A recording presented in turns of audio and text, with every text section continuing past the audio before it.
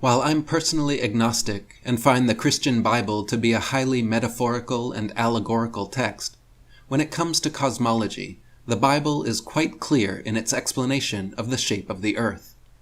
The creation and structure of Earth is described in hundreds of verses, detailing a geocentric level plane bounded by a solid vault of the sky, within which the sun, moon, and stars all revolve. Nowhere in any biblical scripture is Earth described as a spinning globe rotating around the sun in a vacuum of ever-expanding space. In fact, the Bible makes no mention of outer space or the other trillions upon trillions of planets claimed to exist by modern astronomers. It also makes no mention of a Big Bang explosive beginning, and no mention of the force of gravity holding people and oceans stuck to all sides of a spinning ball. The cosmology outlined by the Bible is clearly a geocentric, fixed and motionless, flat Earth. Genesis chapter 1 begins by telling us, quote, "In the beginning God created the heaven and earth, and the earth was without form and void, and darkness was upon the face of the deep, and the Spirit of God moved upon the face of the waters." In other words, the original and primordial substance of the early universe was not space, but rather water. Next, God said, "Let there be a firmament in the midst of the waters, and let it divide the waters from the waters." And God made the firmament, and divided the waters which were under the firmament from the waters which were above the firmament. So before creating the sun, moon, stars, or even the dry land of the earth, God divided the waters of the great deep in a vertical fashion, leaving an empty living space between the waters above and below. Then God said, "Let the waters under the heaven be gathered together unto one place, and let the dry land appear." And it was so. And God called the dry land earth, and the gathering together of the waters called the seas. Note that all of this happens before the creation of the sun, moon, and stars, which are all placed within the firmament for signs, seasons, and to light the earth. What do Christian heliocentrists think the earth orbited around before God created the sun? Isaiah 40:22 further confirms this cosmology, stating, "He sits enthroned above the circle of the earth, and its people are like grasshoppers. He stretches out the heavens like a canopy, and spreads them out like a tent to live in." Earth is described as a circle, and not a sphere. The original Hebrew word used is kug, which means round or circle, in contrast to the word dur or kadur, which means sphere, globe, or ball. Earlier in Isaiah 22:18, the word kadur was actually used when God said, "He will surely violently turn and toss thee like a ball." Thus, if the authors of the Bible had meant to describe Earth as a globe, they certainly would have chosen the correct noun. Furthermore, the description of stretching out the heavens like a canopy, spreading them out like a tent to live in, details an extended surface area with a solid ceiling stretched and spread out as a living space. If instead it meant a spinning globe with an attractive force of gravity keeping people stuck to the surface, surely it would have said so. Job 38:14 gives another visual analogy, stating, "The earth takes shape like clay under a seal. Its features stand out like those of a garment." When a lump of clay is pressed under a seal and takes shape, it turns a featureless blob into a defined, textured area, spreading and stretching it out into a planar surface with raised edges. Seeing that Antarctica boasts the highest average land elevation on Earth, at a shocking 8,200 feet above sea level, this description fits perfectly with the flat Earth model, which holds that Antarctica is a southern perimeter and not a single continent. If a gigantic celestial seal was pressed down onto the clay of an early Earth, an expanse of mountains, plains, and valleys with a raised circular perimeter is exactly what you would expect to see. How could a lump of clay remain in spherical form after being pressed under a seal? Christian globe apologists will often point to earlier in Job 26:7 and claim this verse denotes the earth as a sphere suspended in space. Job 26:7 reads, "He stretched out the north over the empty place, and hangeth the earth upon nothing." Firstly, nowhere in this verse is earth described as spherical, and it is simply assumed by globe defenders that the empty place mentioned must be so-called outer space. Even biblical scholar Dr. Adam Clarke, who was himself a heliocentrist, refutes this interpretation in his commentary, stating that the literal translation is "on the hollow or empty waste," quoting the Chaldean version, which says, "He layeth the earth upon the waters, with nothing sustaining it." Therefore, the verse doesn't depict a globe being hung in empty space, but rather an expanse being laid out upon the waters, which were empty or waste, with nothing visible before dry land appeared, just as previously described in Genesis and several other similar passages. Isaiah 44:24 further confirms the earth being a spread-out expanse and not a globular ball, stating, "I am the Lord, who made all things, who alone stretched out the heavens, who spread out the earth by myself." Similarly, Job 38:4 asks, "Where were you when I laid the earth's foundation? Tell me, if you understand. Who marked off its dimensions? Surely you know. Who stretched a measuring line across it?" A spread-out earth with a measuring line stretched across it clearly describes a level plane and not a globe. Likewise, Psalm 143:10 in the King James Version reads, "May your good spirit lead me on level ground." And in the New International Version reads, "Thy spirit is good. Lead me into the land of uprightness."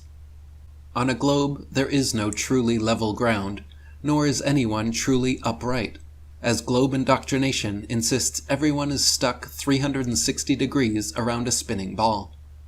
The only way for people to be standing upright on level ground is upon the face of a flat plain earth. The very term flat earth is even used to describe the world in the 1537 Matthew's Bible. 2 Samuel 11:11 reads, "And Vreus said unto David, The ark, Israel, and Luda dwell in pavilions, and my lord and the servants of my lord lie in tents upon the flat earth." There are also many events said to have taken place in the Bible which could never happen on a globe and require a level plain earth to be possible. For example, Job 28:24 states, "For he looks to the ends of the earth and sees everything under the heavens." There are no ends of the earth on a globe, and it's impossible from any one vantage point to see everything on a globular earth.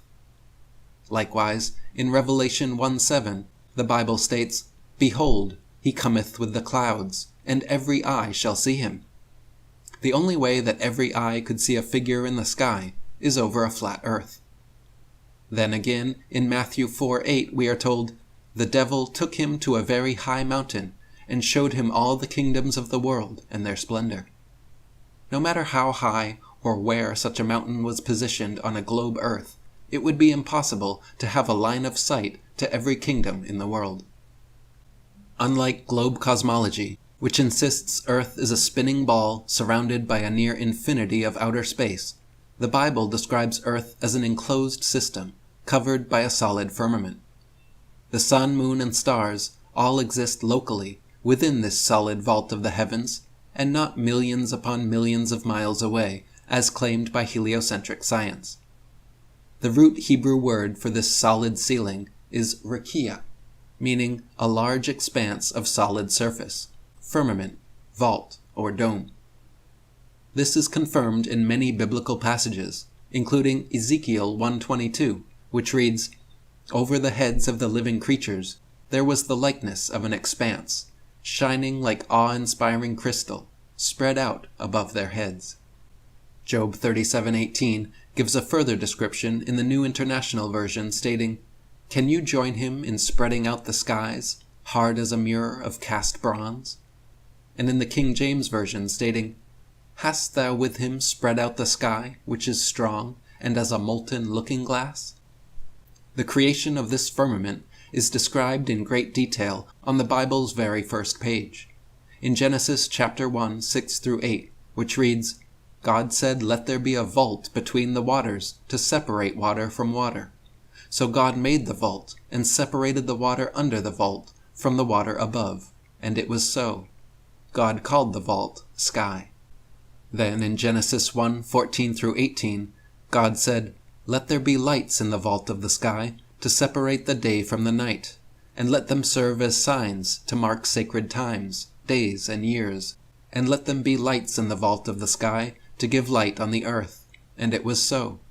God made 2 great lights, the greater light to govern the day, and the lesser light to govern the night. He also made the stars.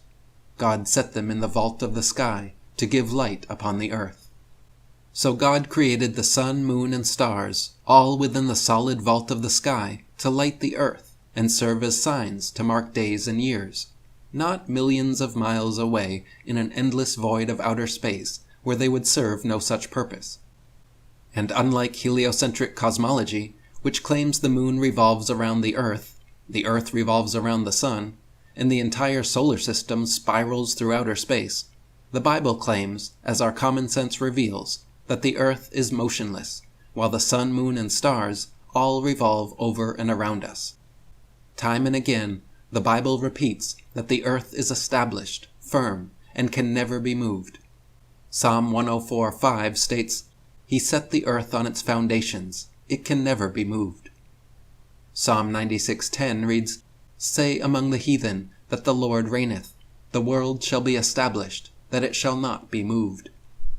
And Psalm 93:1 says, "Yes, the world is established, it shall never be moved." 1 Chronicles 16:30 states, "Tremble before all the earth, the world is firmly established, it cannot be moved." And Zechariah 1:11 says, "We have patrolled the earth, and behold, all the earth remains at rest."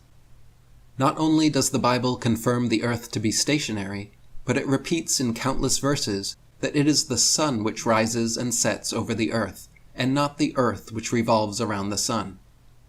Genesis 15:12 states, "As the sun was setting, Abram fell into a deep sleep."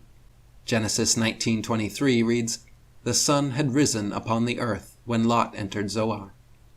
And Genesis 28:11 says, "When he reached a certain place, he stopped for the night because the sun had set." Here the Bible confirms that it is the sun which moves in the sky, just as we observe every day, and not, as heliocentric doctrine claims, that the earth itself spins towards and away from the sun.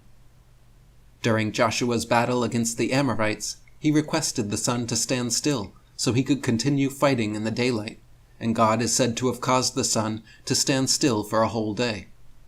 Joshua 10:12 reads, "Then spake Joshua to the Lord in the day when the Lord delivered up the Amorites before the children of Israel.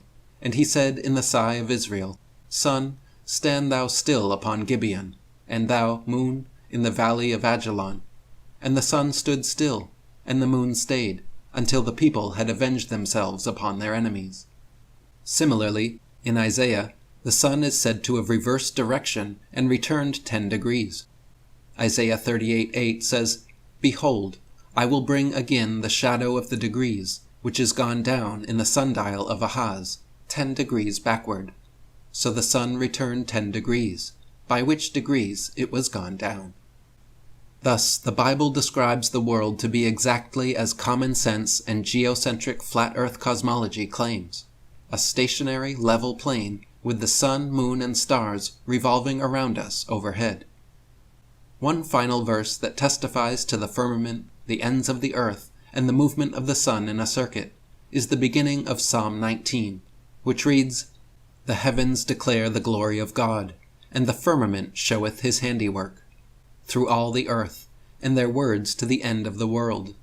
In them hath he set a tabernacle for the sun, which is as a bridegroom coming out of his chamber, and rejoiceth as a strong man to run a race. His going forth is from the end of the heaven, and his circuit unto the ends of it, and there is nothing hid from the heat thereof." This verse is notably featured on the gravestone of NASA's original head director, Wernher von Braun. Of all the possible things one could have engraved on their tombstone, why would the head of NASA, an organization devoted to the concept of outer space travel, choose a Bible verse that describes a firmament covering the Earth? Could it be because he knew the lie of heliocentric cosmology, and his conscience wanted to be clear by leaving such a hint behind as a final testament? Regardless, the Bible is clear in its descriptions of the Earth, which Christian heliocentrists should deeply consider before being deluded by globe indoctrination. Nowhere in the Bible is Earth described as a spinning ball shooting through a vacuum of near-infinite space. Instead, it is confirmed time and again to be as geocentric cosmology has always claimed, a level, stationary plane with the sun, moon, and stars orbiting above and around.